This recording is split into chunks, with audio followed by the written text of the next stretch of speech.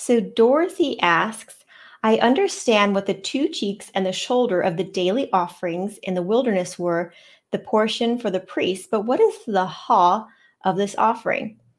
And Dorothy, this is actually a really great question. And so let's go ahead and jump into the Bible. And if you go to the Bible in the book of Deuteronomy, chapter 18, we're going to go there together. Deuteronomy chapter 18. Let's see and if you go to verse 3, this is basically what verse you're referring to.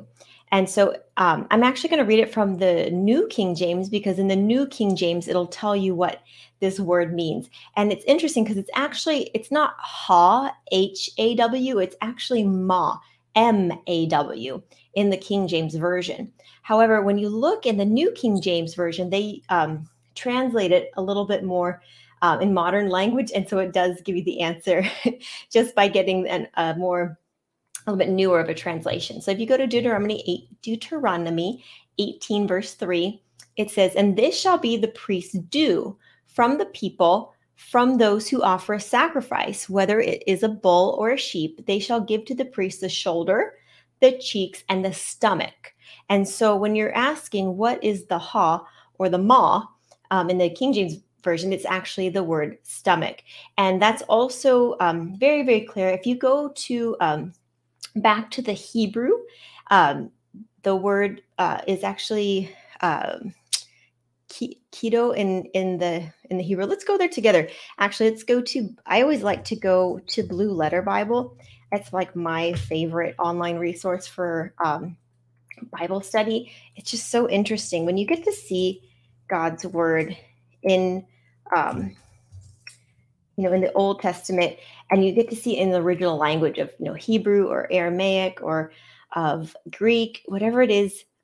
It's just so beautiful to see the original kind of meaning, and you can really dig deep into the Bible when you do this. And so, like I said, if you go to that word in this Blue Letter Bible, it uses the King James as its first edition as a go-to. And the word again is Kiba, Q-E-B-A. I'm probably not pronouncing it very well, but it's actually, it says, it means stomach or belly. And it's interesting because this word is not only used as the stomach is, more talking about the area of the animal. As opposed to, possibly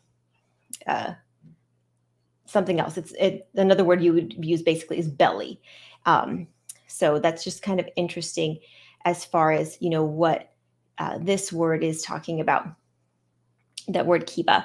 So I hope that answers your question.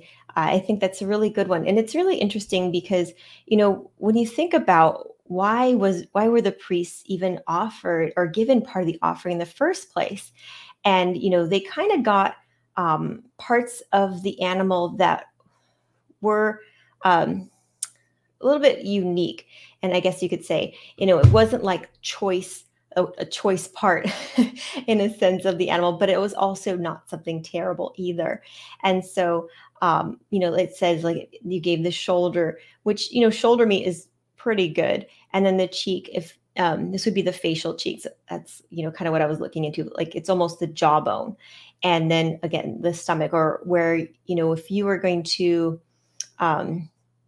use a part of the animal, you would want to use the animal's stomach in a sense for other things. It's like the rumen. You might have heard that in other culinary things. People use that in soups like menudo.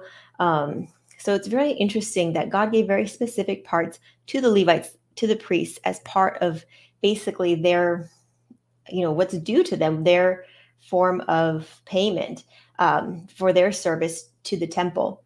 And so, again, it's just kind of an interesting thing. But if ever you have a hard time understanding what an old word is, I really recommend going back to the original language, because sometimes even if it is like it's a new word or a word that we do use, sometimes it's not used in the same way.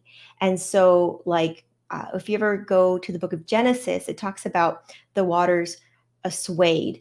And so anyways, I don't want to go into that too deep, but basically it doesn't mean we used to think that it like returned, but it's like it just means something different. And so again, there's just another meaning that can always be looked up if you like I said, dive a little deeper, look um, a little further into God's word, looking into the original language. It's really, really beautiful things that you're going to find.